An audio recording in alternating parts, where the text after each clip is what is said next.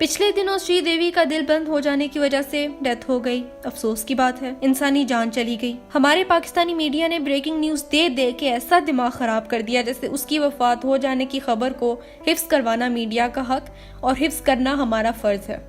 नाजरीन, हम आपको सबसे पहले ये खबर दे रहे हैं, कल श्री देवी यहाँ थी, उसका आखिरी खाना ये था, उसने आखिरी बात ये की, वो यहाँ पैदा हुई, इतने सालों से ये कर रही थी, ब्ला ब्ला ब्ला। मुझे बहुत खुशी होती अगर मेरा ये प्यारा पाकिस्तानी मीडिया सीरिया में होने वाले जुल्म पर भी यूं ही ब्रेकिंग न्यूज देता, यूं ही बार बार रिपीट करता कि इतने सालों से होने वाला जुल्म इन दिनों अपनी इंतहा पर है। काश ये भी बताता कि पिछले 5 दिनों में 500 से ज्यादा लोग शहीद किए जा चुके हैं, जिनमें 150 से ज्यादा बच्चे थे। काश हमारा मीडिया अपने हलक खुश कर लेता कि पाकिस्तानियों, ये देखो हमारे मुसलमान बहन भाइयों के साथ क्या हो रहा है। काश उन मासूम बच्चों की तस्वीरें दिखा कर वो हमारे पत्थर जैसे दिल नरम कर लेता। काश मॉर्निंग शोज में होने वाली बेगैरती कुछ दिनों के लिए रुक जाए और शाम के बारे में बताया जाए। हमारी आवाम को आगाह किया जाए कि सीरिया में हो क्या रहा है। काश हमारे ज़मीर जाग जाए। हमारा मीडिया आखिर इतना बेहिस क्यों है? श्री देवी सीरिया के शुहदा से ज्यादा जरूरी क्यों है? कितने चैनल्स ने स्पेशल ट्रांसमिशंस की, कितने चैनल्स ने अपने ड्रामे रोके ताकि सीरिया को कवरेज दी जाए।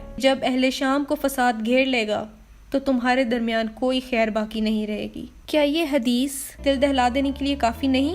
शायद नहीं, तभी हम पाकिस्तानी मीडिया की जिंदगी में जरा सा फर्क नहीं आया। ये तो वो लोग हैं जो हर वीकेंड पे इंडियन फिल्में लगाते हैं और साथ नीचे स्लाइड पर खबर चल रही होती है कि भारतीय बॉर्डर से फायरिंग की जा रही है, भारतीय फौज ने पाकिस्तानी बॉर्डर पे रहने वाले पाकिस्तानियों को शहीद कर दिया। पर guess what, no one gives a shit. फिल्में देखो चुप करके ना शुक्रिया आदमी, ये सब तो होता ही रहेगा, लोग तो मरते ही रहेंगे, तो क्या हम इंटरटेनमेंट देना छोड़ दें? पागल हो क्या? हमें तो सिर्फ तभी होश आता है जब खुदा न ख्वास्ता हमारे अपने मुल्क में कोई सानेहा हो जाए। सिर्फ तभी 2 दिनों के लिए सोग नजर आता है, बाकी सीरिया को कवरेज देने से शायद रेटिंग नहीं आएगी। अफसोस, सद अफसोस। मेरी दुआ है कि अल्लाह तमाम मुसलमानों को अपने हिफ्ज़ ईमान में रखे और सीरिया में जल्द अज जल्द अमन कायम हो। शाम में रहने वाले उन बच्चों की हिफाजत हो जो आँख खोलते साथ ही अपने प्यारों को मरते देखते हैं। दुश्मन की डोर कस जाए और शाम एक अमन वाला मुल्क बने। आमीन।